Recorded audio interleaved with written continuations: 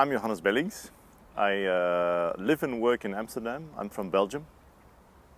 I work mainly in public space, or we say space-oriented practice. I'm together here with my composer, Dennis van Tilburg, and we're location scouting. We're looking at different sites in the city where we can make our performance reverse. Reverse is a performance where you walk a route through the city that we create, and you do that backwards. And we go through buildings. It's in public space. It's in different areas. Maybe we go through the subway. Maybe we would really like to end up here in the Botanical garden, but we're still working on that. And creating the route, we are looking for contrast. Like, for example, this place here, it's in the middle of the city, but it looks very nature-like. And we like places like that, where they are a bit strange or they are not really what you expect. We also like people to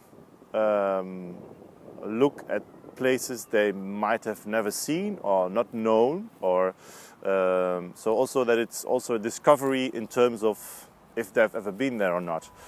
We make the composition on site, so all the music and the sound you hear, it's made here.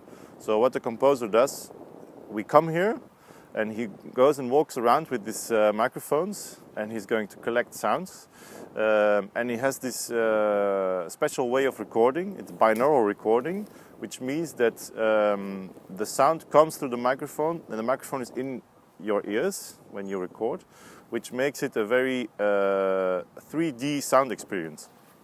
And that also makes it very difficult to differ the sound that you hear on your headphone and the real sound in the city. So we merge reality and fiction, that's what we add. We merge it in a way that you really don't know if the person talking there is really there or not. And because you don't see what's behind you, we play with that thing. And there's two things. First of all, there's this thing that you see the city in a very different way. And then there's also this physical experience. We normally don't walk backwards for 3/4 of an hour. Nobody has ever done that. Some people have, but it's very seldomly. And it is really a physical experience as well.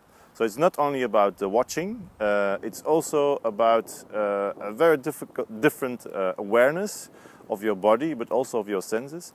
Your ears, they work in a different way. There's some kind of reconfiguration happening.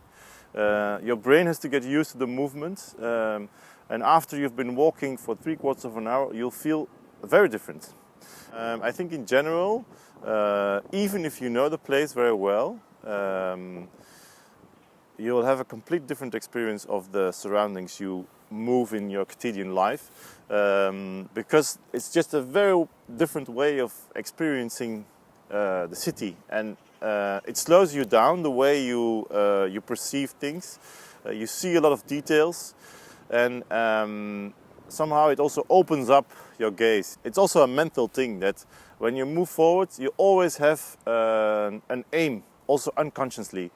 You're going somewhere, you're going to the bakery, you're going to the supermarket, and you think of the supermarket, you don't think of what you see on your way.